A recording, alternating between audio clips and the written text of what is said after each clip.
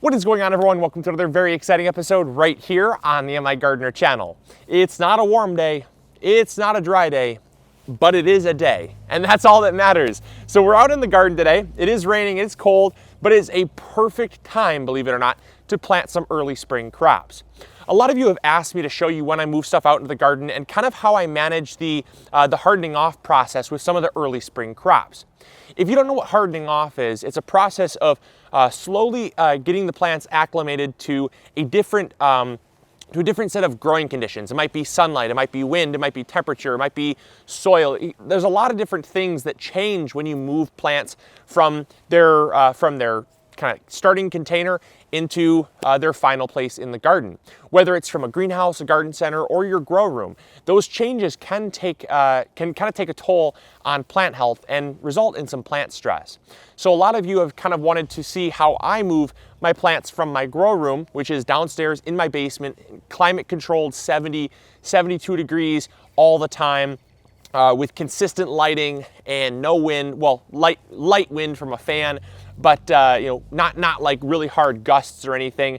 Very climate controlled, and how we're moving them out into the garden. And I'm going to show you a really simple tip that I've been doing pretty much ever since day one when I started gardening, and I learned it from my grandpa. He actually did this a lot with his early spring crops, and he taught me how to do it.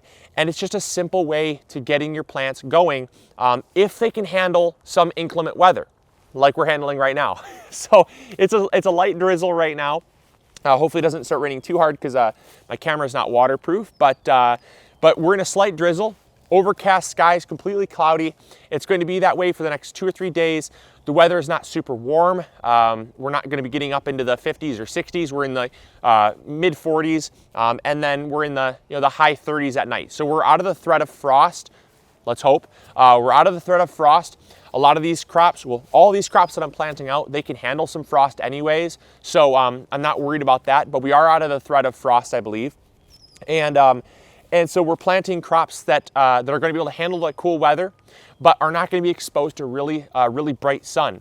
We're planting them out right now because that way we don't have to worry about bringing the plants out, bringing them back in, taking them out, bringing them back in, because, well, right now, because of all the stay-at-home orders that are going on, we all have time to be doing that.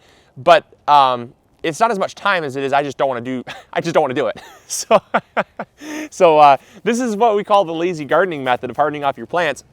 And that's really just waiting for an ideal stretch of days. 2 or 3 days is really all you need to do this, where it's going to be overcast, kind of rainy, cool, just really ideal conditions to kind of reduce stress. So yeah, so that's what we're going to be doing. And that's really all I look for. I pretty much waited in the forecast for a day like this, and we're going to start moving our plants out. Now, when it comes to tomatoes and peppers and your warm weather crops, you are going to want to harden those off, and I'll show you how to do those later. Let's get planting, because it's starting to rain a little harder. I've got tons of beets that I wanted to get planted. I wanted to show you how we're planting those. I've got some peas that are way too big. They stayed in the grow room a tad bit too long, but I'm gonna get them put up on the trellis. And then I've got some spinach that I have to get planted. So those are the crops that we're planting out, but we've already got lettuce direct sown. Lettuce is started in the grow room. We're gonna be bringing that out later. We've got radishes started. We've got carrots started. It's just a great time to be a gardener right now. So really loving it. Hopefully you guys are getting your garden started wherever you're at. And yeah, let's get going. Alrighty, so the first plant that I'm going to plant are my peas. I've got some mammoth melting. I've got some sugar. I got some spring blush. I got some sugar snap, and yeah, I got some golden sweet. So I've got quite a few different peas here. They are kind of a mess, but we're gonna manage. Ideally, I would like to get them out in the garden a tad bit sooner because they are definitely a little bit, as you can see, a little bit tangled. So we're probably going to have some losses, but this is kind of, this is why I always recommend you guys do not start inside. Do as I say, not as I do. I started these indoors because I thought I'd be planting out a little bit sooner, but the weather took a turn for the worst, and I had to leave them inside. And that's why I always warn you guys. I always warn you that you never know what the weather has in store, and if you start early with stuff that I don't recommend starting inside, you never know what's going to happen. So we might lose a few, and that's kind of the risk that I that I took. So I'm just kind of trying to untangle these because peas will tangle. As I've warned you all, look back at my other videos. I said there's certain crops I do not recommend starting inside. This is one of them, and this is why. They grow very fast, they get very tangly, and you cannot stop them from tangling. So we're just gonna do our very best here. We're gonna plant the golden sweet pea. So this is really beautiful pea. But as you can see, huge. They got so tall. And we're gonna do our very best to kind of wrap them around, give them a good start, and get them going. So not gonna be perfect, but we'll get them going. Now I will start some more peas as well. I'll start a second succession of peas because like I said, I wanna make sure that, that I have a nice long harvest of peas. These will last me probably into early to mid-June before I have to pull them out. But yeah, no, these are definitely, I mean, these are pretty past their prime. Ideally, I would have moved them out into the garden about, I don't know, 2 or 3 weeks ago, but we actually had some snow the other day, and so there was just no way that was gonna happen. All right, so now we're sowing beets, and we're doing a method called multi-sowing. Multi-sowing is the process of taking 2 or 3 seeds per cell and planting them out together. And what happens is when the plants mature, so you have 3 seedlings here, you have 1, 2, 3, and because they're sown together, you'd think that they would crowd themselves out and you wouldn't get any root development. But because there's only 3 here, and we're taking each plant and we're spacing them out between the next cell, there's going to be spacing for them to expand outwards. Rather than crowd inwards, they're actually going to push out to reduce the crowding. And because there's, like I said, about 2 or 3 inches in between each cell that we're planting, it gives them room to expand out. And you're gonna get good root development even though you planted 2 or 3 seeds per cell. Like I said, it's a great way to grow more food in less space. And it's also a wonderful way to get your stuff started early if you don't have, if you do have the means to start inside. Okay, so I figured I'd show you up close what I'm doing when I plant. And so I take my cell pack, I dig my hole. I've got about 3-inch spacing from here to here and here to here, so I have about 3 inches spacing. I set my plug in the hole, and because I have 3 plants, I don't want them all on top of each other. So what I have to do is I have to kind of give them a little bit of spacing. See, I've pulled this one out this way, I've pulled this one out this way, and I've pulled this one out this way. So I have some spacing, and then I'll just take some soil, and I basically just backfill like that, so that they're not right on top of each other. This way, I have about 1-inch spacing in between this triangle here, and I have 3 inches spacing in between each cell. That's going to allow them to grow out, and they're not going to compete for space. Super, super simple. I'll do it one more time because I know I can hear everyone saying, you went too fast, you went too fast. Okay, so take your cell pack. We're gonna take 3 inches away. We're gonna dig our hole. We're gonna plant our plant.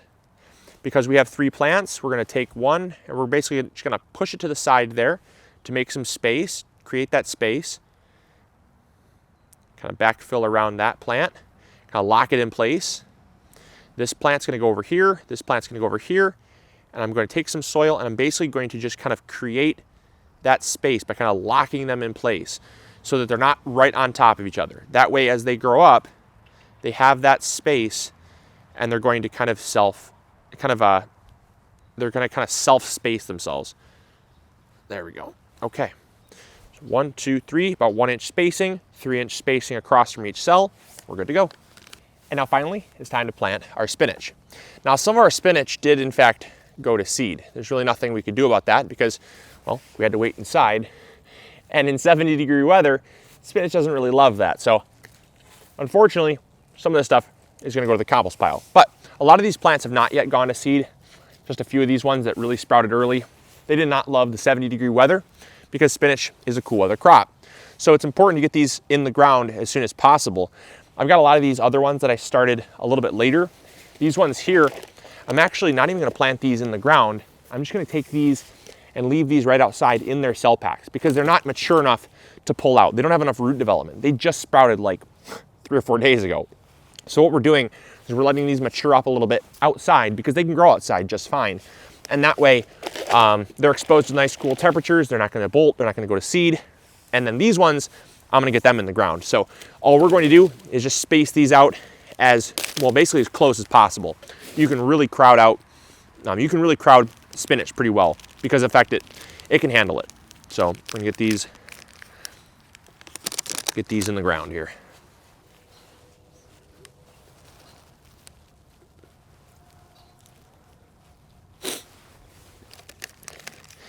Well, at least the rain stopped.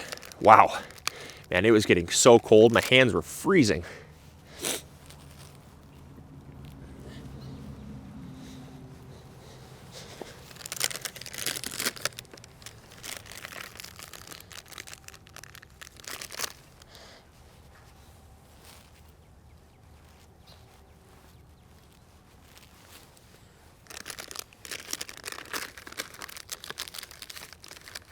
Oopsie.